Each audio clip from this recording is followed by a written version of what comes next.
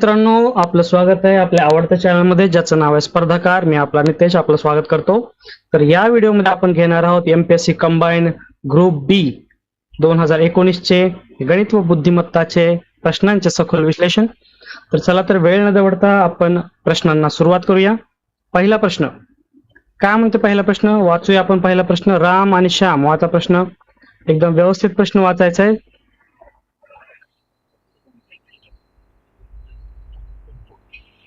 राम आणि श्याम दोघेही ए बिंदू पासून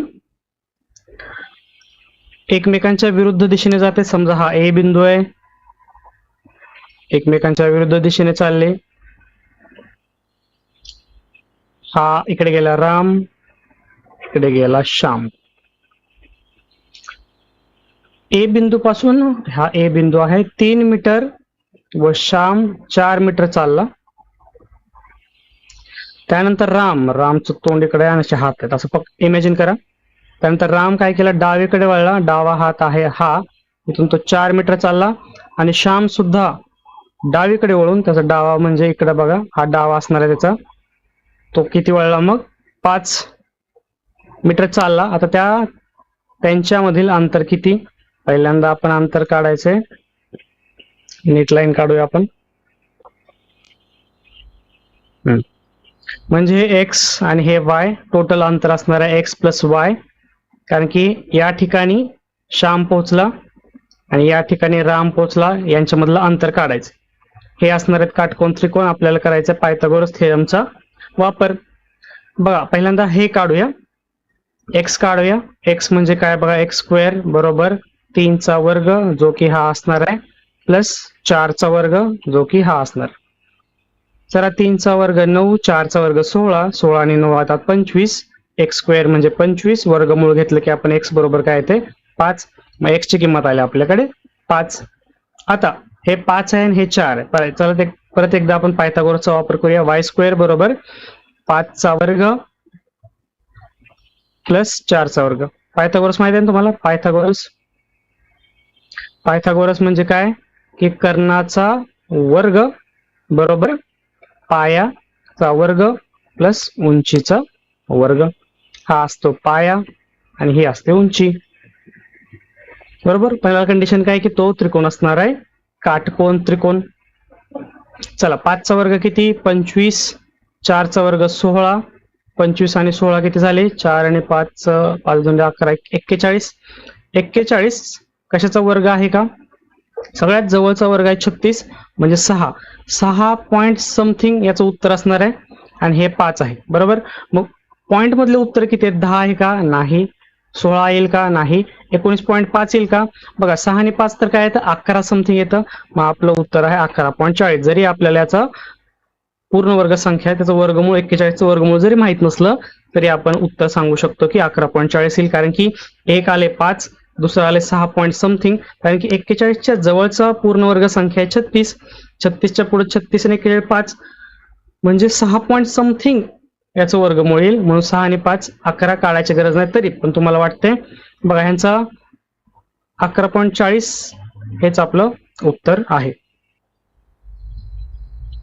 चला पुढचा प्रश्न घेऊया. बघा ही डायग्राम दिलेली आहे. हे आकृतीत कोपऱ्यातील आयनाचे मापन आयताचे आहेत. आयताचे मापन 4 सेंटीमीटर आणि 8 सेंटीमीटर आहे. तर वर्तुळाची सेंटीमीटर मध्ये त्रिज्या काढायची. म्हणजे हा बॉक्स दिलाय, हा बॉक्स बघा दिसते तुम्हाला, याचं माप दिलंय. हे 4 असणार आहे आणि हे 8 असणार आहे. छोटं 4 असणार, हे 8 असणार. तर वर्तुळ, हे जे वर्तुळ आहे आतलं, त्याचं सेंटीमीटर मध्ये त्रिज्या काढायची. त्रिज्या म्हणजे ह्याचा आर जो आहे, इकडं असो इकडं कुठे असो, त्याचा आर काढायचं. तर मी काय केलं माहितीये का, मी एक तुम्हाला समजण्यासाठी अगोदरच इथे एक डायग्राम काढून ठेवलेली आहे. त्याच्यात आपण दर्शवूया. बघा हे असणार आहे 4, हे असणार आहे 8. वाटतंय तुम्हाला? आता आपल्याला काय करायचं, हे सुद्धा काय असणार आहे बघा, 8 असणार आहे. सॉरी माफ करा, हे 4 असणार आहे, 4 आणि हे असणार आहे 8. मग मी काय करतो, इथून एक आणि इथून एक लंब टाकतो. मग बघा हा सुद्धा येईल 4 आणि हा सुद्धा येईल 8. हा पूर्ण आहे आर. म्हणजे इथून आता नाव देतो मी A O B C D E F G H एवढं लागते म्हणून आपण एवढेच नाव देऊया. मला काढायचे आर. बरोबर, हा जो पूर्ण आहे हा जर 8 असेल तर हा किती असणार आहे, आर बाय आर मायनस 8 असणार आहे. हा जर 4 असेल तर हा किती असणार आहे, आर मायनस 4 असणार आहे. बरोबर, आता आपल्याला काय काढायचं, आपल्याला काढायचे त्रिज्या. मग हा जर आर बाय 4 असणार आहे तर हा सुद्धा आर मायनस 4 असणार आहे. माफ करा, आर बाय 4 नाही, आर मायनस 4. मग बघा मी एक त्रिकोण बघा घेतो, मी वापस सेपरेट करतो. ई बी आणि ओ हा त्रिकोण जर घेतला तर मला काय मिळतं बघा, हा काटकोन त्रिकोण मला मिळतो, ज्याची ही बाजू आहे आर मायनस 8, ही बाजू आहे आर मायनस 4 आणि ही बाजू आहे आर, जे की आपल्याला काढायचे. तर याच्यामध्ये पायथागोरसचा वापर करा. आर स्क्वेअर बरोबर आर मायनस 4 चा स्क्वेअर प्लस आर वजा 8 चा स्क्वेअर. चला, वर्ग आहे, कंसाचा वर्ग करा. R square minus 8 r plus 16 plus r square. आता ह्याचं करायचंय मायनस 16 आर प्लस 64. बघा हे सेम सेम आहे, त्याला एकत्र करूया. 2 आर स्क्वेअर ह्या सेम सेम आहे, याला एकत्र करूया. 8 आणि 16 24 आर आणि हे सेम सेम आहे, याला एकत्र करूया. काय येते, 6 आणि 4 10 चालक 80 येते. हे तर आर स्क्वेअर आहे. बरोबर, आता आर स्क्वेअरला इकडे घेऊया. आर स्क्वेअर 2r स्क्वेअर वजा आर स्क्वेअर वजा 24r अधिक 80 बरोबर 0. असं आपलं समीकरण बनतंय. 2 मधून एक आर स्क्वेअर गेला, आर स्क्वेअर उरतं, वजा 24r प्लस 80 बरोबर 0. आता 80 चे आपल्याला असे अवयव पाडायचे ज्याचा बेरीज वजा 24 येईल. मग 80 चे अवयव काय येतील, एक 20 चौक 80, एक वजा 4 आणि एक वजा 20 येईल.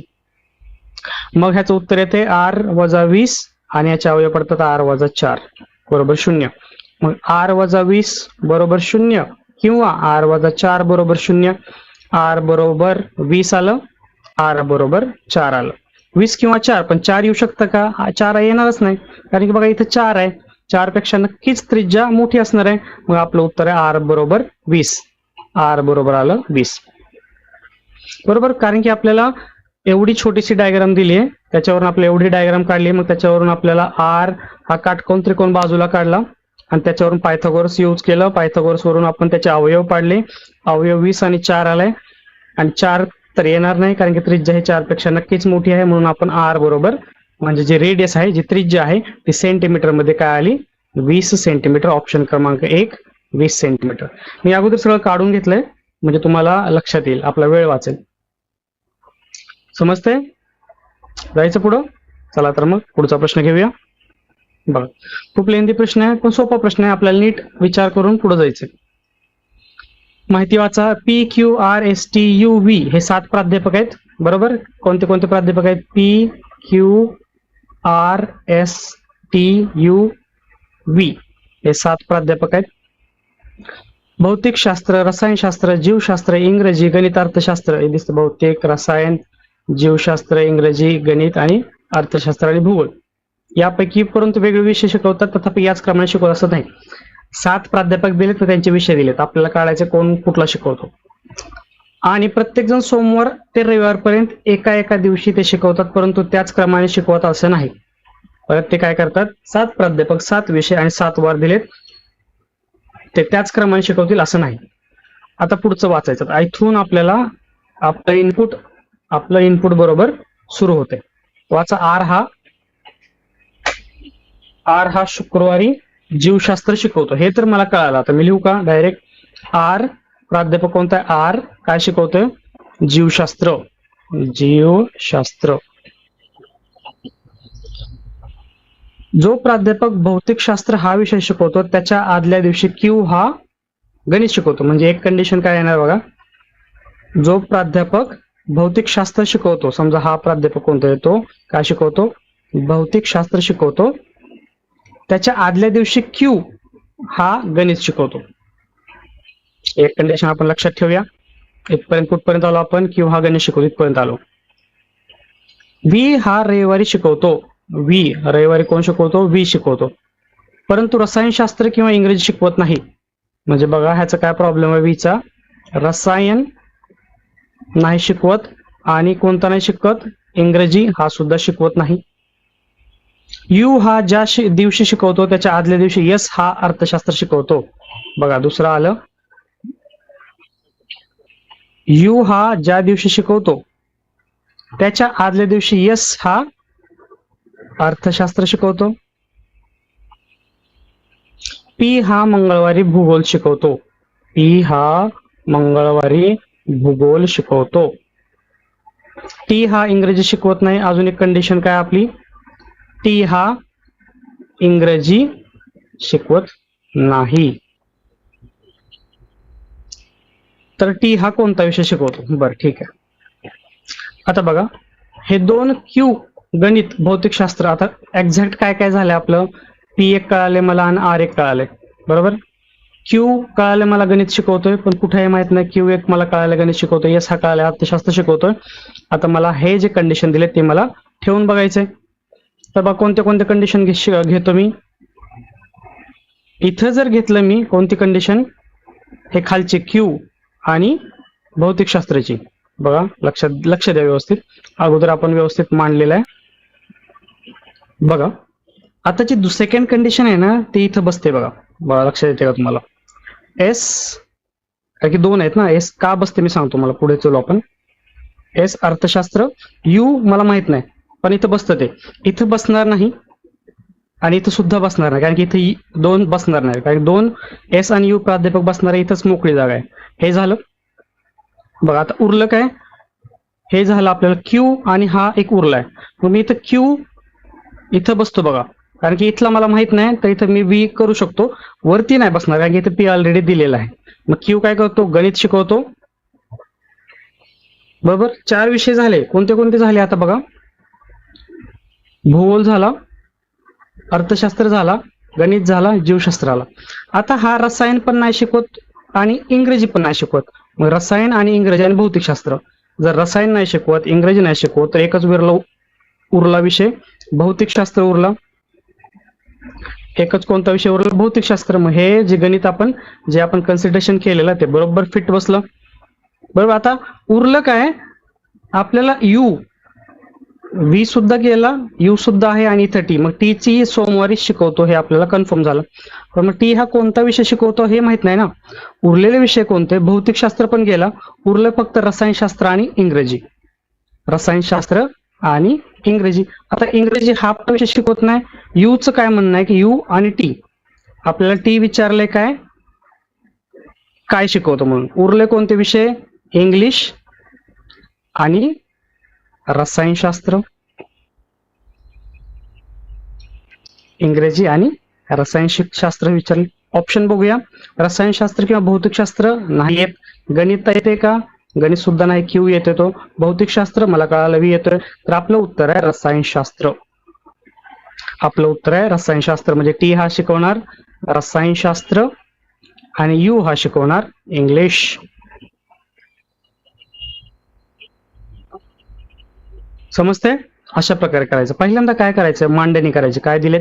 7 वार दिलेत, 7 प्राध्यापक दिलेत, 7 विषय दिलेत. जे इनपुट खरं दिले म्हणजे ऍक्च्युअल दिले, फॅक्ट दिले, ते सगळे मांडून घेतले मी टेबलमध्ये. आणि कंडिशन दिल्या त्या अशा प्रकारे दिसते तुम्हाला. अशा प्रकारे मी साईडला कंडिशन लिहिल्या. मग त्या कंडिशन कुठे कुठे ठेवल्या आपण? ही 2 ची जागा होती आपल्याला, क्यू आणि व्ही. एस आणि यू ची. एस आणि यू ची इथं 2 जागा मोकळी होती, इथं ठेवली.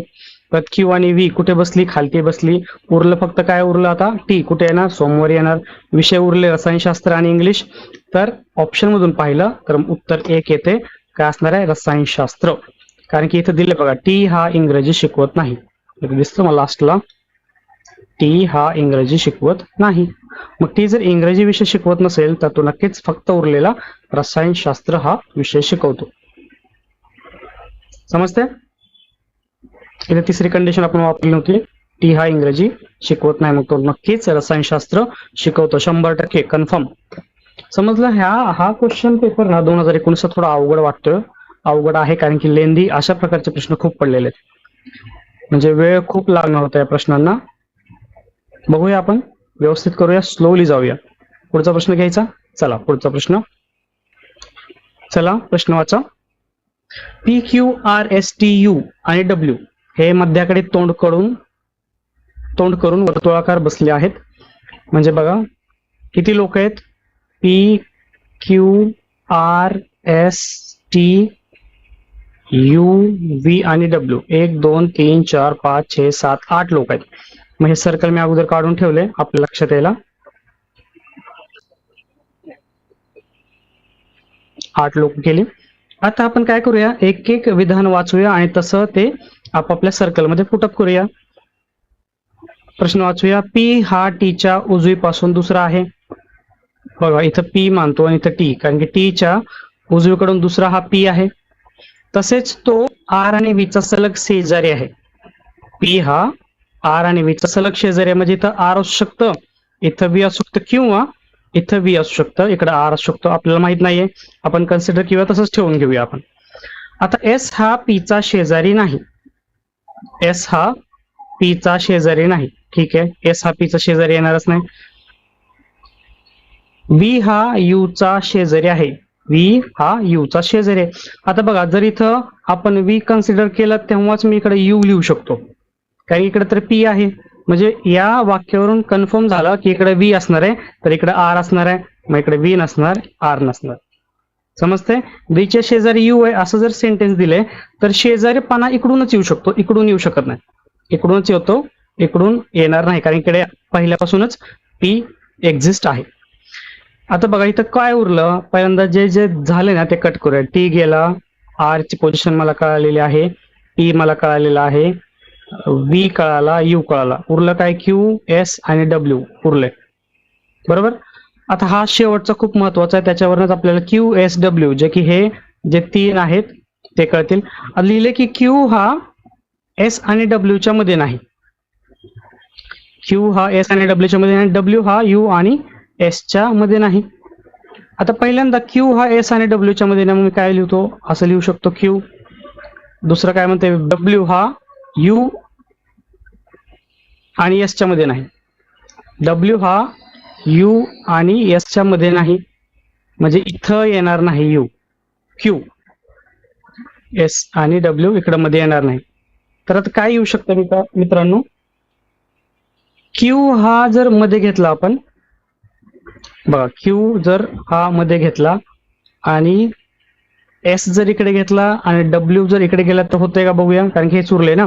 मग आता कंडिशन येते बघा, क्यू हा एस आणि डब्ल्यू च्या मध्ये नाही, ओके, आणि डब्ल्यू हा एस आणि यू च्या मध्ये नाही, म्हणजे मध्ये क्यू आहे. याच्यावरून आपलं भागते. आता सगळ्या कंडिशन फुलफिल होतात.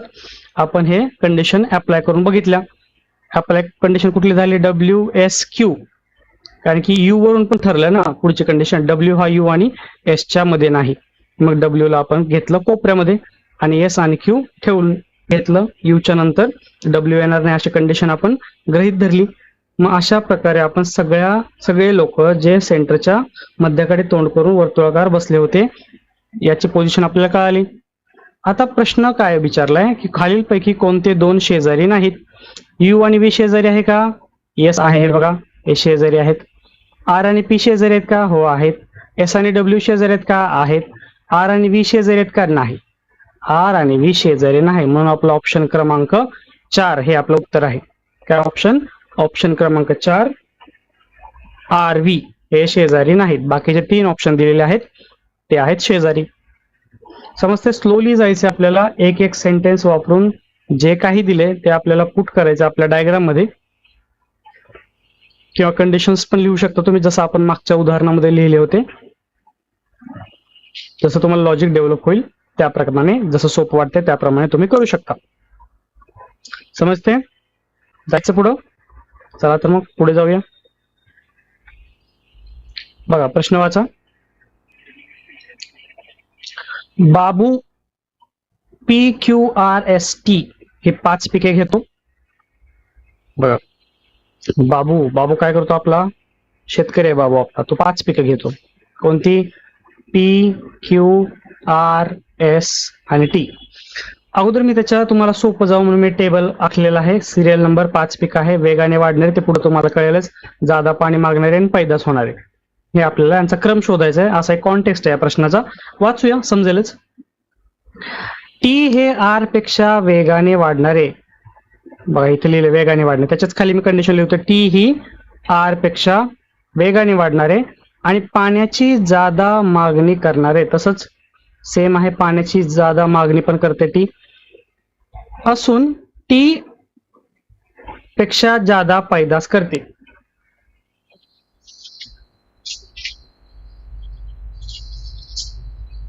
इथं आर राहिले बघा, असून आर हे असं आहे. आर हे टी पेक्षा जादा पैदास करते, म्हणजे आर हे टी पेक्षा जादा पैदास करते. पुढचं पी हे आर पेक्षा जादा पैदास करते, पी हे आर पेक्षा जादा पैदास करते. क्यू आणि क्यू पेक्षा वेगाने वाढते आणि पी हे क्यू पेक्षा वेगाने वाढते. क्यू हे टी पेक्षा अधिक पाणी मागते, क्यू हे टी पेक्षा अधिक पाणी मागते, पण जे सर्वात कमी पैदास करण्यात दुसरे आहे, सर्वात कमी पैदास करण्यात दुसरे आहे, सर्वात कमी पैदास करण्यात दुसरे आहे, म्हणजे क्यूचं कळालं, क्यू सांगितले ना. क्यू हे टी पेक्षा अधिक पाणी मागते पण सर्वात कमी पैदास करण्यामध्ये दुसरा नंबर आहे त्याचा. एस सर्वात मंद गतीने वाढते, एस सर्वात मंद गतीने वाढते म्हणजे इथे लिहितो, आणि सर्व पिकात कमी पाण्याची मागणी करणारे आहे, मागणी पण त्याची कमी आहे पाण्याची, पण सर्वात जास्त पैदास करते, सर्वात जास्त पैदास करते म्हणजे इथे यस आलं. आर हे पी पेक्षा अधिक पाणी मागते, आर हे पी पेक्षा अधिक पाणी मागते आणि वेगाने वाढणारे पीक आहे, म्हणजे आर हे पी पेक्षा वेगाने वाढते. आता ज्याच्यापेक्षा अधिक पाण्याची मागणी करणारे जितके पिके आहेत आणि तितकीच त्यापेक्षा कमी पैदास देणारे पिके आहेत असे पीक निवडा. ओके, पहिल्यांदा आपण क्रम लिहून घेऊया. बघा टी पेक्षा आर आहे, बघा आर पेक्षा पी आहे आणि क्यू आहे आणि टी आहे. एस तर त्यांनी अगोदरच दिलेलं आहे आपल्याला, इथे लिहूया टी आर पी क्यू. हे कशात आणलं, ह्या ज्या 3 कंडिशन आहेत का त्याच्यावरनं मी हा क्रम लिहिला. बघा पी क्यू पेक्षा जास्त आहे, आर हे पी पेक्षा जास्त आहे, म्हणजे आर हे पी पेक्षा आणि क्यू पेक्षा हे आलं, पण टी हे आर पेक्षा जास्त वेगाने वाढण्यामुळे टी आर पी क्यू हा क्रम आला आणि टी आर पी क्यू हा क्रम लिहिला. पुढे जाऊया, हा एक क्रम डिसाइड करूया आपण. टी बघा टी आर परत खालचं पी आणि क्यू आणि टी, मग हे इकडे पुढे क्यू येणार, हा क्रम इथं आला, समजते. क्यू टी, टीच्या नंतर आर, आरच्या नंतर पी, मग हे क्यू टी आर पी. त्याच्यानंतर बघा पी आर हे दुसरं आणि त्याच्यानंतर टी, म्हणजे पी आर टी कुठे येणार, मग P R T, P R आणि टी असंच येणार ना. मग आता विचारले काय, आता हे सगळं टेबल भरला, वेगाने वाढणारे, जादा पाणी मागणारे, पैदास होणारे, या सगळ्यांचा टेबल आपण भरला. आता बघा हे लास्ट खूप महत्वाचं आहे, लास्ट खूप महत्वाचं. काय म्हटलंय, ज्याच्यापेक्षा अधिक पाण्याची मागणी करणारे जितके पिके आहेत आणि तितकेच त्यापेक्षा कमी पैदास देणारे पिके आहेत असे पिके निवडा. बघा आता हा आर पी एस आणि हा आर पी एस, म्हणजे ज्याच्यापेक्षा अधिक पाण्याची मागणारी पिके आहेत आणि तितकीच त्याच्यापेक्षा कमी पैदास करणारी पिके आहेत असे पीक निवडा. मग कोणते येणार आहेत, जादा अधिक पाण्याची मागणी करणारे आणि कमी पैदास करणारे पिके आहेत असे आपल्याला पिके कळाले, क्यू आणि टी. आणि कशापेक्षा पण, आरपीएस पेक्षा, म्हणजे आपलं उत्तर काय आहे ते आपलं SPR. बघा आता नीट समजून सांगतो अजून एकदा. क्यू आणि टी हे काय ठरलंय की हे क्यू टी जादा पाणी मागणारे पण आहेत आणि कमी पैदास कमी पैदास होणार सुद्धा आहे. पण प्रश्न विचारले कशापेक्षा, ज्याच्यापेक्षा अधिक पाणी मागणारे जितकी पिके आहेत आणि तितकीच त्याच्यापेक्षा कमी पैदास करणारे पिके आहेत. म्हणजे याच्यापेक्षा, या ग्रुपपेक्षा हे क्यू टी जादा पाणी मागणारे आहे आणि यापेक्षा कमी पैदास होणारी पिके आहेत. मग कशापेक्षा, सेम सेम आहे ना क्यू टी, मग कशापेक्षा, कोणत्या ग्रुपपेक्षा, तर SPR पेक्षा. खूप मस्त प्रश्न होता हा, खूप ब्रिलियन्स प्रश्न होता. की तुम्ही सगळं काढून पण उपयोग नाही, तुम्हाला नंतर कळायला पण माहित. नशिबाने इथे या ऑप्शन मध्ये क्यू आणि टी असा ऑप्शन नाहीये कोणता. जर हा असता तर मित्रांनो 100% हा ऑप्शन सगळ्यांनी घेतला असता आणि चुकले असते. पण त्यांनी हा नशिबाने दिला नाही. त्यांना पण माहिती की एवढं अवघड विचारायचं नाही. त्यांनी असं उलट्या पद्धतीने प्रश्न विचारला की ज्याच्यापेक्षा, कशापेक्षा, तर आरपीएस पेक्षा. 2 क्यूटी पीके ज्यादा पाणी मागतात आणि कशापेक्षा कमी पैदास आहेत क्यूटी आरपीएस पेक्षाच कमी आहेत. म्हणून आपलं उत्तर आहे ऑप्शन क्रमांक 1 SPR ही पिके आहेत. समजतंय? समजत नसेल तर अजून एकदा हा प्रश्न मागे घ्या आणि रिपीट बघा याचं आन्सर एक्सप्लेनेशन, मग तुम्हाला समजेल. ओके, जायचं पुढे. चला तर मग पुढचा प्रश्न घेऊया. सोपा प्रश्न आहे हा, मीडियम रेंज मध्ये येतो. प्रश्न काय? तळ्यात एक स्तंभ आहे. मी इथं डायग्राम एक काढून घेतलेले. हे तळ आहेत समजा, त्याच्यामध्ये हा एक स्तंभ आहे. मी तुम्हाला लिहून ठेवतो. हे तुम्हाला व्हिज्युअलायझेशन व्हावं म्हणून हे सगळं कुटाणा केलेलं आहे. हे तळ आहे आणि हा असा आहे स्तंभ.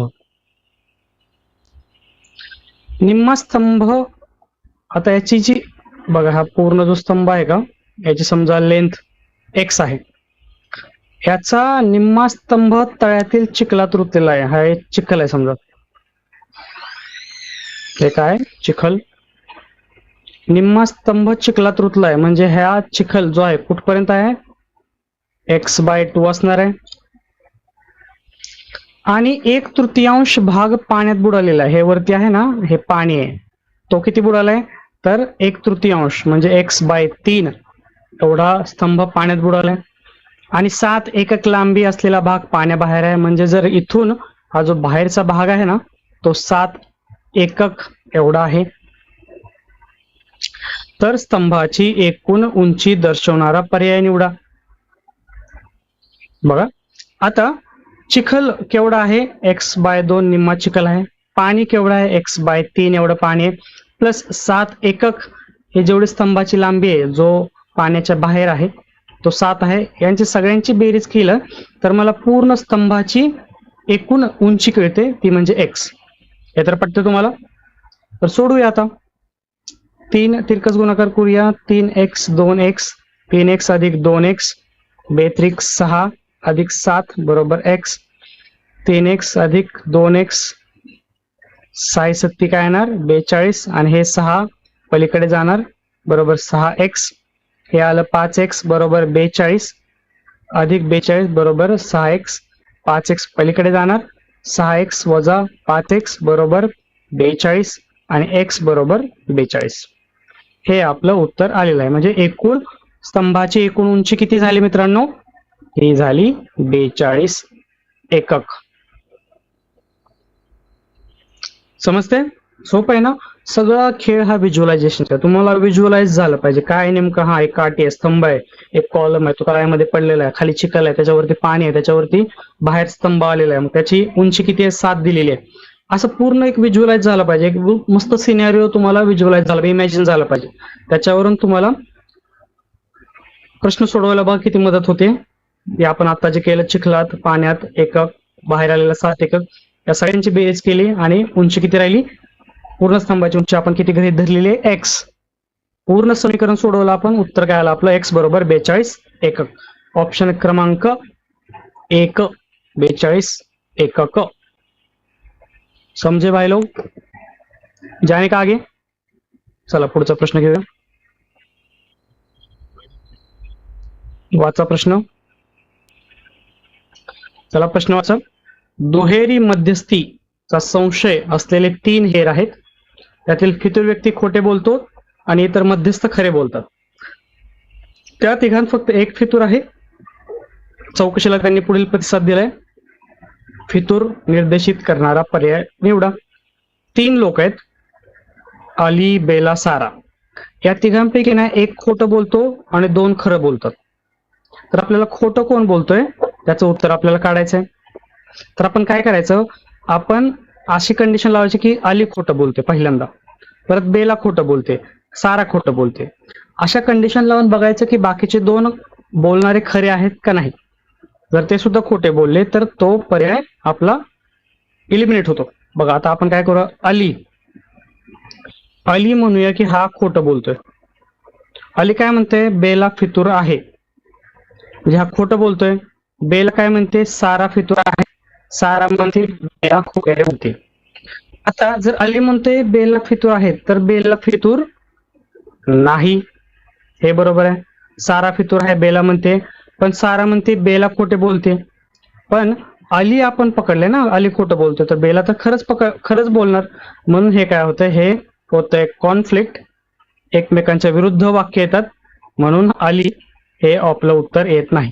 आता बेला, समजा बेला खोटं बोलते, अली खरं बोलतोय, सारा खरं बोलते. अली काय म्हणते, बेला फितूर आहे, बेला म्हणते सारा फितूर आहे, आणि सारा म्हणते बेला खोटे बोलते. बघा हे बरोबर बसतंय. अली म्हणते बेला फितूर आहे, बेला म्हणते सारा फितूर आहे, म्हणजे सारा तर म्हणते बेला खोटं बोलते. बेला खोटं बोलते हे वाक्य सत्य आहे, पण बेला तर म्हणते सारा फितूर आहे, म्हणजे हे खोटं आहे. बेला फितूर आहे हेच सत्य आहे. म्हणून आपलं उत्तर काय येतं, बेला ही खोटं बोलते, अली आणि सारा हे दोघं खरं बोलतात. अशी कंडिशन पकडली तरच तिन्ही वाक्य आपल्याला एकमेकांसोबत मॅच होतात मित्रांनो.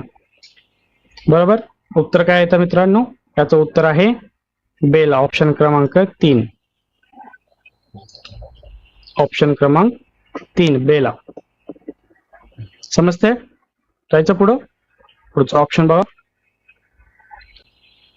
पुढचा प्रश्न बघूया. काय म्हणते, अजय आणि विकास.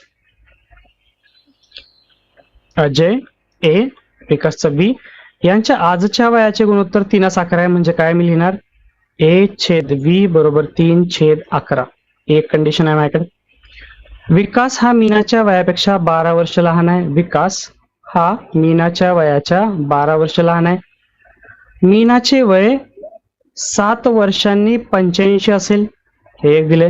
मीनाचे वय 7 वर्षांनी 85 असेल, तर मीना काय येणार, 85 वजा 7 म्हणजे काय येणार, 78. हे मीनाचं वय झालं. आता मीनाचं वय आपण या कंडिशन मध्ये टाकून द्या, 78 वजा 12 म्हणजे आपल्याला विकासचं वय मिळेल. 78 वजा 12 किती झाले, 66. विकासाला 66 हे टाकून द्या ह्या फॉर्म्युला मध्ये.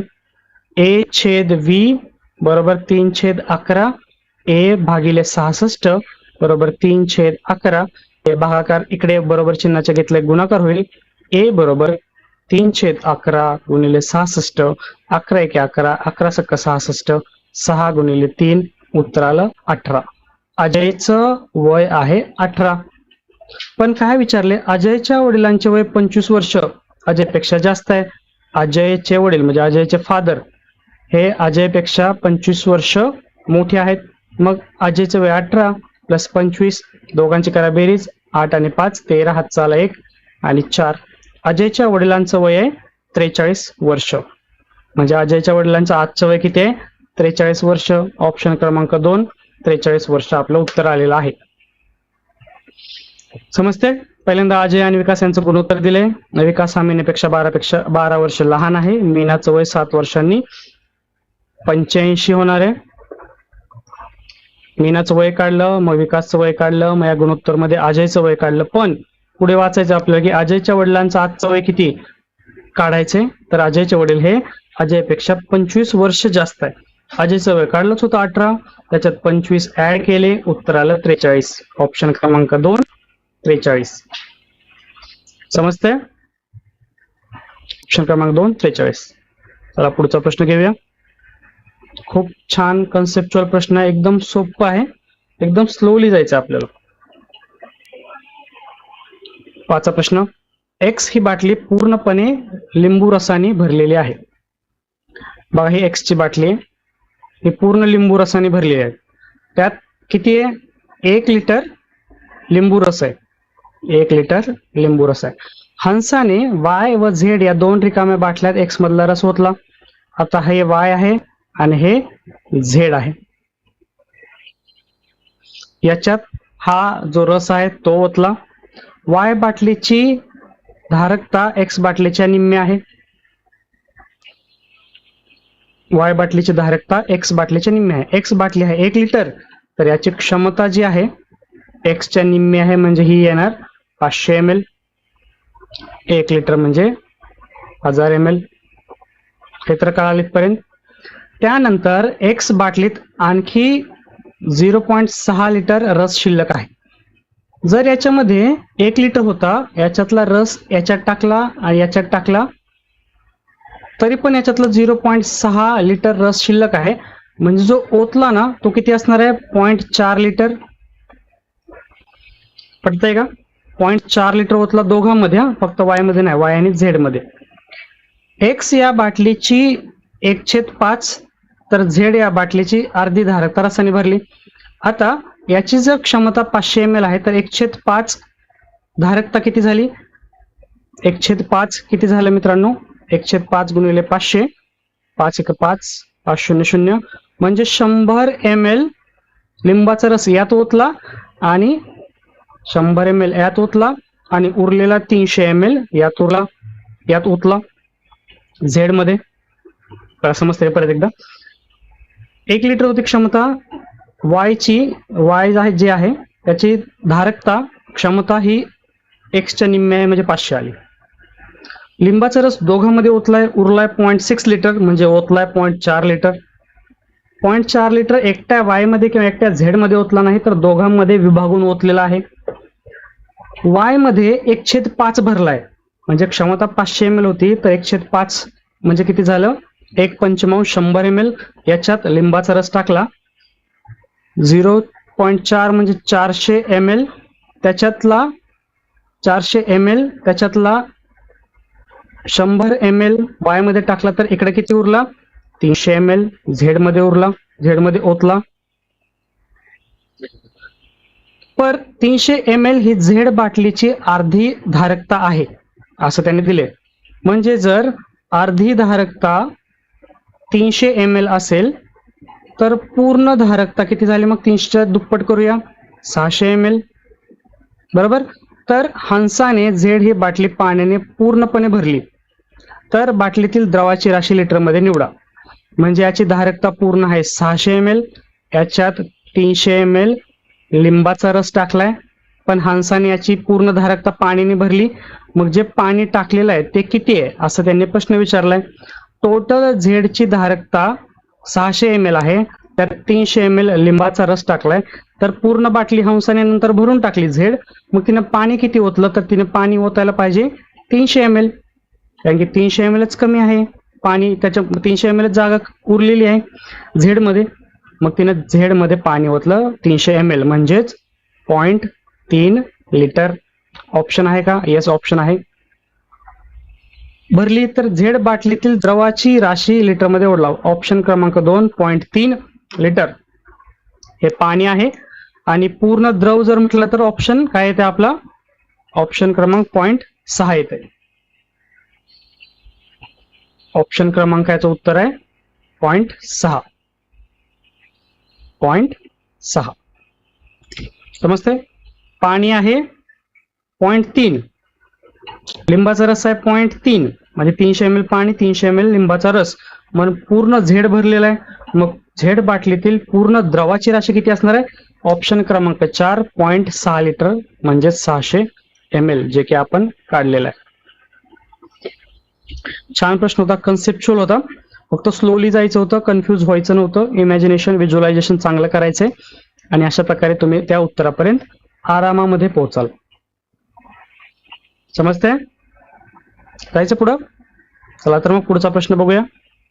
बघा छान प्रश्न आहे, प्रश्नामध्येच उत्तर आहे, काय सुद्धा करायचं नाही एक्स्ट्रा, फक्त प्रश्न नीट वाचायचा आहे. त्याचा इनपुट जर चौथा तुम्हाला करता आला, सेपरेट त्याचे कट करता आले तर खूप सोपं जातो. बघा वाचा. जेव्हा गुलाबी एक्स आहे, गुलाबी मुलीबा झालं ते, गुलाबी एक्स आहे तेव्हा काय? पांढरा वाय आहे. ही एक कंडिशन झाली. जेव्हा गुलाबी एक्स नाही, जेव्हा गुलाबी एक्स नाही, पिवळा झेड आहे, हा एक कंडिशन झाला. गुलाबी एक्स नाही, हे सगळं आहे म्हणून मी लिहिले नाही, परंतु पिवळा झेड असेपर्यंत पांढरा वाय असणार नाही. पिवळा काय? झेड असेपर्यंत पांढरा वाय नाही. सर्व माहिती सत्य असेल तर सत्य विधान निवडा. आता हे 4 जे ऑप्शन आहेत त्याच्यामधलं आपल्याला सत्य विधान निवडायचंय. काय सत्य विधान? पिवळा झेड असताना गुलाबी एक्स आहे का? पिवळा झेड असताना गुलाबी एक्स आहे का? नाही. दिले ना ह्याच्यामध्ये, पिवळा झेड असताना गुलाबी एक्स नाही. पांढरा वाय नसताना पिवळा झेड नाही, हे सुद्धा नाही, कारण की पांढरा वाय नसताना पिवळा झेड आहे म्हणून दिले. ऑप्शन क्रमांक 2 सुद्धा येणार नाही.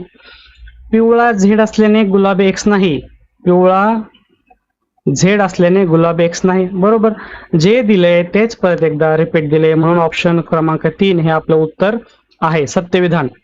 तरी पण चौथा आपण बघूया. पांढरा वाय असताना गुलाबी एक्स नाही, पांढरा वाय असताना गुलाबी एक्स आहे आणि इथे दिले नाही, म्हणून हे सुद्धा चुकीचं आहे. म्हणून आपलं ऑप्शन क्रमांक 3 हेच उत्तर आहे. ऑप्शन क्रमांक 3 काय? पिवळा झेड असल्याने गुलाबी एक्स नाही. समजतंय? ऑप्शन क्रमांक 3. म्हणून हे जर तुम्ही मांडून घेतलं किंवा मांडलं नाही तरी चालेल, याच्यामध्ये जर लक्षात ठेवलं तरी चालेल, किंवा असं सेपरेट मांडलं तर अजून तुम्हाला सोपं जाईल. ओके, चला पुढचा प्रश्न घेऊया. त्याच्यामध्ये हा प्रश्न वाचा. एका राज्याचा शिक्षण विभाग 14 ते 18 या वयोगटातील विद्यार्थ्यांना गीतेचे पाठांतर 14 ते 18 गीतेचे पाठांतर करून शाळेच्या प्रार्थनागृहात दर दिवशी तज्ञांच्या मार्गदर्शनाखाली तोंडपाठ म्हणून दाखवतात आणि न्याहारी पत्रक मिळवण्यास उत्तेजन देत आहेत. हा एक कॉन्टेक्स्ट, हा एक वाक्य झालं. तरुण व्यक्तीचा आत्मविश्वास वाढवण्यासाठी आणि भारतीय जीवन तत्वज्ञानासंबंधाने त्यांची जागरूकता वाढवण्यासाठी शासनाने ही योजना आणली. या योजनेत भाग घेऊन आणि गीता पाठ करून तरुण व्यक्ती हे तत्वज्ञान ग्रहण करतील आणि शांत जीवन जगतील. वरील युक्तिवादातील त्रुटी सर्वात चांगल्या प्रकारे व्यक्त करणारे एक पर्याय निवडा. बघा, पर्याय आहेत. तरुण व्यक्ती मुळातच गीतेच्या तत्वज्ञानाबाबत जागरूक असतात असं काही नाही. मुळातच असतात, हे असे जे मुळातच वगैरे कीवर्ड हे लक्षात ठेवायचे. हे असे कीवर्ड असतात, अतिशय, एकमेव, अतिशय, मुळातच. हे जे असे पर्याय असतात ते बरोबर नसतात मित्र, कारण की याच्यामधून आपल्याला अतिशयोक्ती दाखवली जाते. हे ऑप्शन नक्कीच मोस्ट प्रोबेबल चुकीचे असतात. भारतीय तत्वज्ञानाच्या आकलनासाठी तुम्हाला गीता तोंडपाठ म्हणावे लागत नाही. हे उत्तर बरोबर येऊ शकतं, हे आपण तोपर्यंत थोडक्यात बाजूला ठेवूया.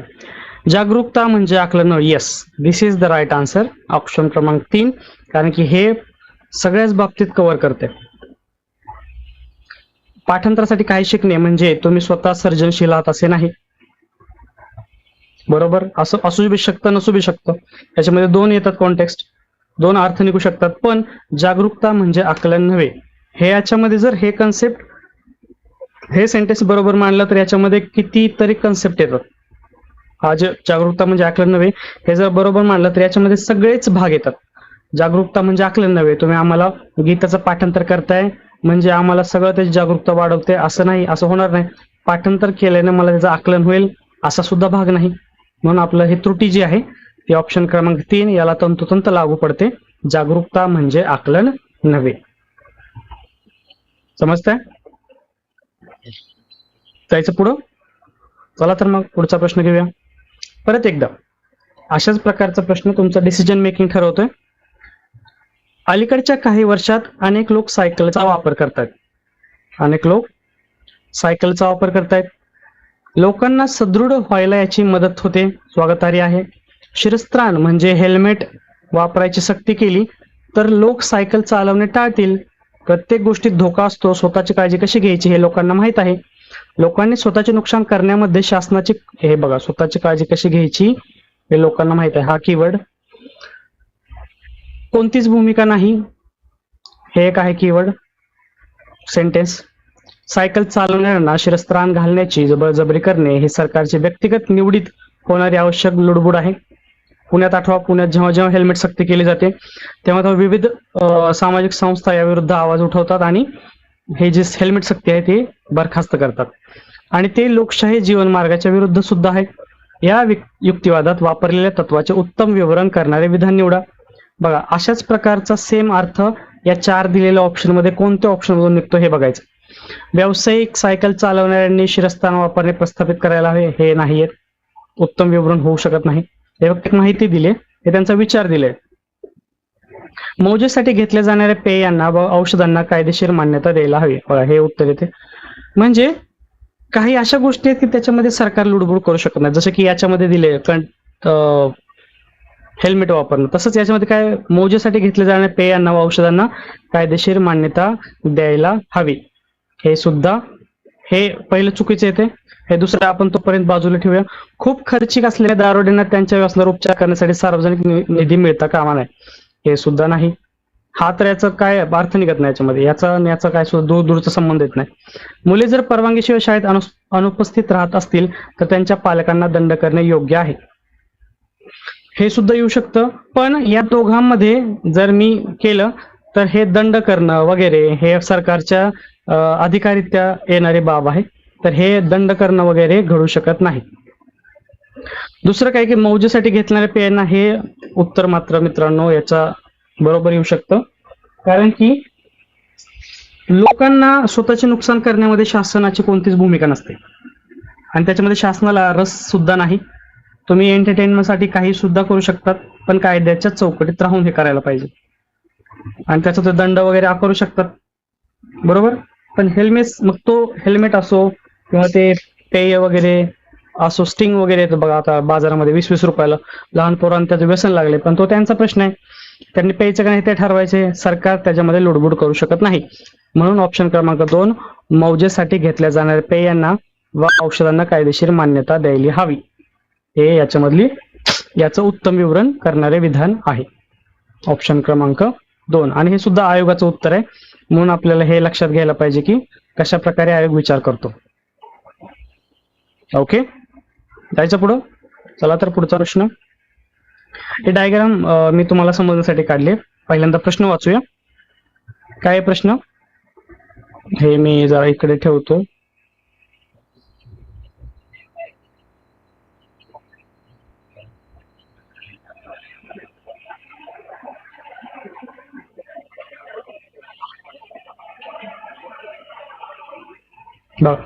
एक कामगार त्याच्या घरापासून कारखान्यात पोहोचण्यासाठी 5 किलोमीटर गतीने चालला. हा कामगार आहे, त्याचा कारखाना समजूया, घरापासून 5 किलोमीटर ताशी 5 किलोमीटर पर आवरने चालला, तर तो काय करतो, 3 मिनिटा उशिरा पोहोचतो. म्हणजे 3 मिनिटं त्याला जास्त लागतात. जर तो 6 किलोमीटर पर आवरनी जर चालला, बघा ताशी 6 किलोमीटरने चालला, तर तो 7 मिनिटं लवकर पोहोचतो. 7 मिनिट लवकर. तर घर आणि कारखाना यातील अंतर किलोमीटर मध्ये निवडा. बघा पहिल्यांदा मी सांगतो, याच्यामध्ये हा जेव्हा त्याचा वेग असतो तेव्हा उशिरा पोहोचतो 3 मिनिटे. म्हणजे लागणारा जर काळ टी असेल तर टी उशिरा पोहोचतो, म्हणजे काय केलं जातं, अधिक केलं जातं, टी अधिक 3 उशिरा पोहोचतो ना, म्हणजे जास्त वेळ घेतो ना. तसं 6 किलोमीटर पर आवरनी जर गेला तर 7 मिनिटं लवकर पोहोचतो. म्हणजे काय, 7 मिनिटं अगोदर पोहोचतो टाइमाच्या, मध्ये टी मायनस 7. डिस्टन्स जे आहे घर आणि त्याचं कारखाना ते सेमच राहणार आहे मित्रांनो. टाइम बदलतोय, स्पीड बदलतोय. बघा आपल्याला एक फॉर्म्युला माहिती आहे, व्ही भागिले डी बाय टी, वेग बरोबर अंतर भागिले काळ, आणि डी बरोबर व्ही टी येतं. मग डी जर कॉन्स्टंट असेल तर V1 T1 is equal to V2 T2 हे मी लिहू शकतो, लक्षात ठेवायचं. मग V1 किती आहे 5, T किती आहे T प्लस 3, बरोबर 5 वेळेस असतात T प्लस 3. आणि V2 जेव्हा 6 किलोमीटर जातो तेव्हा 7 मिनिटं लवकर पोहोचतो, म्हणजे T मायनस 7. T minus 7. चला मग करा, 5T प्लस 5 त्रिक 15, 6T 6 7 42. हे 5T इकडे नेऊया आणि 42 इकडे आणूया. मग 42 वजाचा अधिक होणार, 42 अधिक 15, 6T minus 5T, 6T minus 5T, T आलं. T बरोबर 42 प्लस 15 किती होतं मित्रांनो, 5 2 7 आणि 4 1 5, 57 आपलं उत्तर येते. 57 उत्तर. आता आपल्याला काय करायचंय, 57 काय आलं आपलं? 57 आलं आपला टाइम. 57 जर टाइम आलाय तर आता डिस्टन्स काढूया, कारण की अंतर विचारलंय. डी बरोबर काय आपलं? व्ही आणि टी. कोणताही वेळ घ्या. आता व्ही किती आहे? व्ही आपलं आलेला आहे 5. व्ही आले 5 आणि टी ची किंमत ठेवा, कारण की व्ही बरोबर डी बरोबर व्ही टी आहे ना, 5 आणि टी प्लस 3 याच्यामध्ये ठेवतोय आपण किंमत. सॉरी, माफ करा, याच्यामध्ये 5 गुणिले टी किती आहे मग? 57. हे आलं मिनिटामध्ये 57 भागिले 60 आणि प्लस 3 हे मिनिटामध्ये आला, मग तासमध्ये 3/60 करूया. 57 आणि 3 किती झाले? 60. छेद समान आहे, वरती 60/60 येईल. 5 गुणिले 60 भागिले 60 येणार. 60 कॅन्सल होणार आणि 5 किलोमीटर उरणार. म्हणजे घर आणि कारखाना यातील अंतर आहे 5 किलोमीटर. ऑप्शन क्रमांक 2. तुम्ही मला सर हे का निवडलं? 5 गुणिले 3 प्लस 3 टी प्लस 3, तुम्ही हे निवडा. 6 टी मायनस 7. बघा 6 57 भागिले 60 वजा 7 भागिले 60. 60 का केलं माहिती आहे ना? हे मिनिटामध्ये होतं, मी त्याला तासामध्ये केलंय, कारण की ताशी वेग दिलाय ना, हे किलोमीटर आहे तसं. मग 57 वजा 7 किती झालं? 50 भागिले 60 गुणिले 7 आहे तसं. 0 0 कॅन्सल. 35 आता 35 भागिले 6. 5 50 6. काय चुकलं का? 7 50 भागिले 60 5/6 30. हा 6, सॉरी 6 आहे. काय येणार? 6 पंचे 30 भागिले 6. 6 1 6 6 पंचे 30. म्हणून 5 सुद्धा आहे उत्तराला, कारण की आपण 7 घेतलं चुकून, आपल्याला 6 घ्यायचं होतं म्हणून हे 35 आलं. 35 नाही तर याच्या जागी 30 येतं. 30 भागिले 6 आपलं उत्तर 5 किलोमीटर. म्हणजे तुम्ही काही सुद्धा घ्या, 5 स्पीड घ्या, टी प्लस 3 हा टाइम घ्या, तुम्हाला 5 किलोमीटर डिस्टन्स मिळणार आहे. किंवा तुम्ही 6 किलोमीटर घ्या आणि टी मायनस 7 हा वेळ घ्या, तरी सुद्धा तुम्हाला 5 किलोमीटरच डिस्टन्स मिळणार आहे. कारण की आपण ती कंडिशनच गृहीत धरली होती ना, 5 किलोमीटर आपल्याला सुरुवातीला. सॉरी, डी हे सेम असणार आहे, घर आणि कारखान्यामधलं अंतर. बघा समजलं ना? व्ही बरोबर डी बाय टी हा फॉर्म्युला. डी कॉन्स्टंट आहे म्हणून आपण हे जे टी आहे, बघा हे तुम्हाला कळलं नसेल तर हे टी आपण इकडे आणलं, मग डी बरोबर व्ही टी झालं. व्ही टी म्हणजे V1 T1 V2 T2. Distance तर सेम आहे आणि त्या कंडिशनचा वापर करून आपण मग त्याच्यामध्ये फाय स्पीड आणि टी प्लस 3 जे की उशिरा पोहोचलो, टी मायनस 7 म्हणजे लवकर पोहोचलो. याच्यामध्ये तुम्ही काय करू शकता की समजा उशिरा पोहोचलाय ना, म्हणजे टाइम जास्त लागणार. हे कन्सेप्ट उशिरा पोहोचले तुम्ही टी मायनस 3 करता नाही, किंवा लवकर पोहोचलं म्हणून टी प्लस 7 करायचं नाही.